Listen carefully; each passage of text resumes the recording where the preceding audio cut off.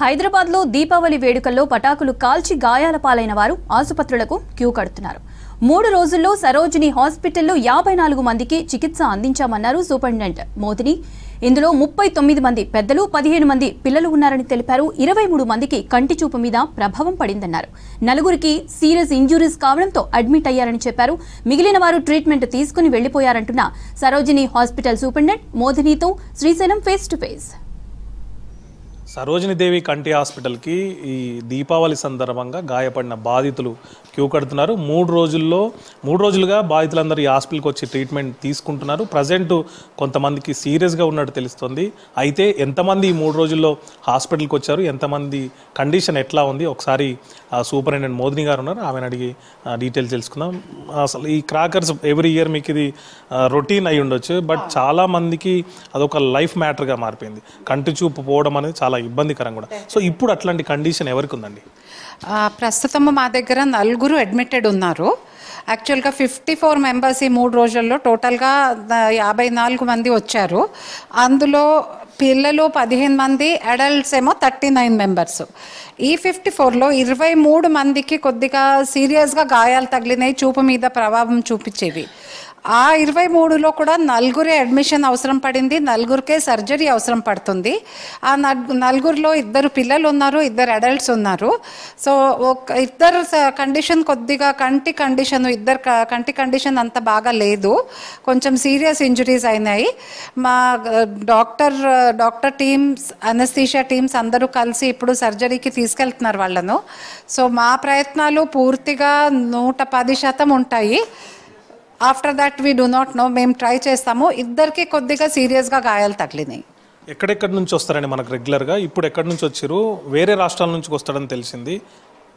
మనకు ఇప్పుడు నేను మా స్టాటిస్టిక్స్ మేము ఒక రిజిస్టర్ పెట్టామండి. దాంట్లో ప్రతిదీ ఏజ్ అనుకోండి, ఎలా ఇంజురీ జరిగింది అనుకోండి, ఏ కంటికి జరిగింది, ఏ టపాసా కాలుస్తుంటే జరిగిందా, పక్కన నిల్చుంటే జరిగిందా, అవి అన్నీ మేము రికార్డ్ చేస్తాము.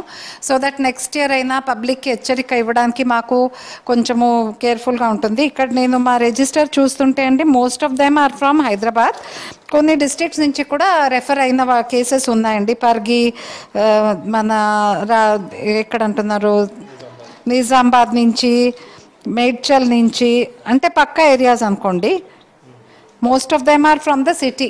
సింగరేణి నుంచి, most of them are from Kamareddy, Proddatur, most of them are from the city. So మీరు ఇందాక అన్నారు ఏ టపాసా కాలిస్తే కూడా గాయాలని, మీ అబ్జర్వేషన్ ఏముందండి? ఇప్పుడు వేటి వల్ల ఎక్కువ గాయాలైనాయి? మేము ఇక్కడ మా రిజిస్టర్ ప్రకారంగా మిర్చి పటాకా అనేది ఒక పటాకా ఉంది, అది కాల్చిన మ్యాక్సిమం ఇంజురీస్ ఆ మిర్చి పటాకా కాలుస్తున్న వాళ్ళకైంది. ఒకరిద్దరికి అనార్ చిచ్చుడు బుత్తితో కూడా అయింది. మిగతా వాళ్ళు లక్ష్మీ బాంబ్స్, ఈ వేరే కింగ్ కాంగ్ బాంబ్స్ అంట, ఆ బాంబ్స్తో అయినట్లుంది. సో మనం ముందు కూడా మనకు తెలుసు, మేజర్గా బాంబ్స్ అండ్ ఇవి సుత్లీ పటాకాలు, బాంబ్స్, సమ్టైమ్స్ అనార్తో కూడా ఇలాంటివి అవుతాయి. ఇవి బర్స్ట్ అయ్యే పటాకాలు ఉన్నాయో వాటితో ఇంజురీస్ అవుతాయి. మనము బిగినింగ్లో కూడా పబ్లిక్కి హెచ్చరిక ఇచ్చాము, do not, when you are bursting these injuries be careful. So మేము అనలైజ్ చేస్తే మిర్చి పటాకా మ్యాక్సిమంగా ఉందండి. నియర్లీ 70% కేసెస్ మిర్చి పటాకా.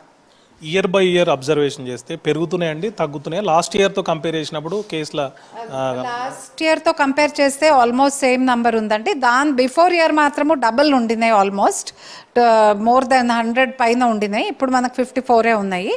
లాస్ట్ ఇయర్ సిమిలర్గానే ఉన్నాయి. ఈ స్టాటిస్టిక్స్ అంతా ఇవాళ మార్నింగ్ 8 o'clock వరకుది అండి. ఇప్పుడు మళ్ళీ మాకు డేలో ఎంతమంది వస్తారో యాడ్ అవుతూ ఉంటుంది రిజిస్టర్లో. సో ఇప్పటి వరకు స్టాటిస్టిక్స్ ఇది. ఎన్ని రోజుల వరకు వస్తుంటారండి మనకు బాధితులు? జనరల్గా ఈ రోజు రేపు, అంటే టపాసాలు కాల్చడం పట్టి ఉంటుంది కదండి. ఇవాళ ఈవినింగ్ కాల్చిన వాళ్ళు వస్తారు. సో మేబీ 1 week వరకు కొందరు వస్తూనే ఉంటారు. పిల్లలు అంటే హౌ దే బర్స్ట్ క్రాకర్స్ దాని మీద ఉంటుంది. మీరు ఏం ఇన్స్ట్రక్షన్ ఇస్తారు ఇప్పటికైనా కూడా వాళ్ళకి, ఏం ప్రికాషన్ చెప్తారు? సో ఇప్పుడు చెప్పడం ఏంటంటే, మా రిజిస్టర్ ప్రకారంగా, మా స్టాటిస్టిక్స్ ప్రకారంగా మిర్చి పటాకాలు కాలుస్తుంటే ప్రొటెక్టివ్ ఐవేర్ వేసుకోండి. దూరం వెళ్ళి అది కాల్చేసి లాంగ్ అగరబత్తితో కాల్చి మీరు వెనక జరిగిపోండి, దాని దగ్గర వెళ్ళొద్దు. పక్కన నిల్చున్న వాళ్ళు కూడా కేర్ఫుల్గా ఉండాలి. క్రౌడెడ్ ప్లేసెస్లో పటాకాలు కాల్చవద్దు, బై స్టాండర్స్కి ఎఫెక్ట్ కావద్దు, అట్లా చూసుకోవాలి మనము. ఇది చూసినాం కదండి, పటాకులు కాల్చండి, సరదాగా గడపండి, కానీ జాగ్రత్తలు తీసుకోండి. మిర్చి పటాకా అనేటువంటి టపాస్తోని ఎక్కువ మంది గాయాలవుతున్న నేపథ్యంలో దాని నుంచి దూరంగా ఉండడం బెటర్ అని చెప్పి సూపరింటెండెంట్ డాక్టర్ మోదిని గారు చెప్తున్నారు. కెమెరామెన్ సైదులతో శ్రీశైలం, V6 న్యూస్, హైదరాబాద్.